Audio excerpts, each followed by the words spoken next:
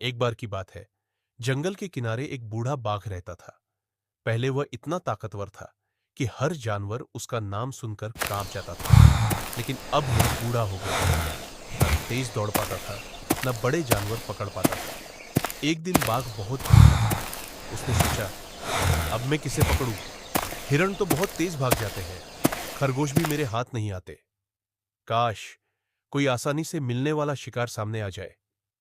तभी उसने देखा कि नदी के किनारे कुछ बत्तखें खेल रही हैं। बाघ धीरे धीरे दबे पांव आगे बढ़ा, लेकिन जैसे ही वह झपटा, सारी बत्तखें पंख फड़फड़ाकर उड़ गई। बाघ वहीं गिर पड़ा और उसका घुटना छिल गया। वह दर्द से कराहने लगा।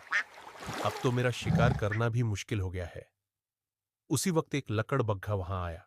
वह बोला, महाराज, चिंता मत करो, मैं आपको रोज खाना ला सकता हूं। बस बदले में मुझे भी हिस्सा चाहिए।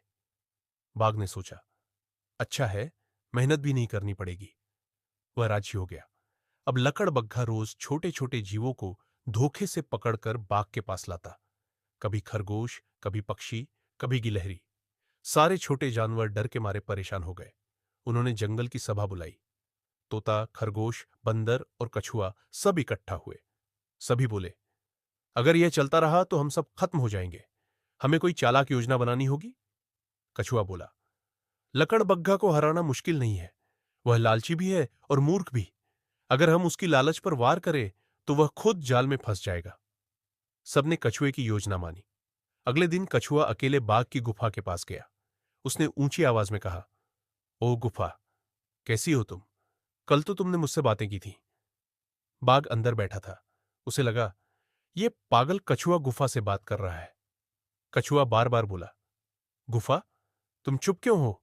क्या आज मुझसे नाराज हो?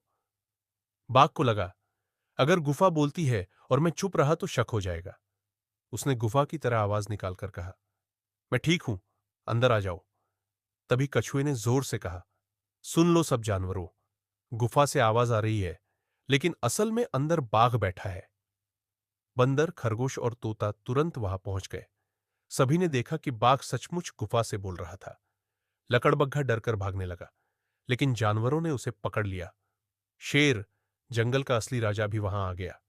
शेर गरजा, लकड़बग्घा, तूने सारे छोटे जीवों को धोखा दिया, बाघ को भी आलसी और लालची बना दिया। अब से तू इस जंगल में नहीं रहेगा। जानवरों ने मिलकर लकड़बग्घे को जंगल से भगा दिया। बाघ ने शर्म से सिर झुका लिया और कहा, मुझसे गलती हो गई। मैं आलसी हो गया और लकड़बग्घे की बातों में फंस गया।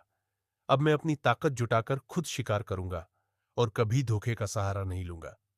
उस दिन के बाद जंगल में छोटे छोटे जीव सुरक्षित हो गए और कछुए की समझदारी की सबने तारीफ की।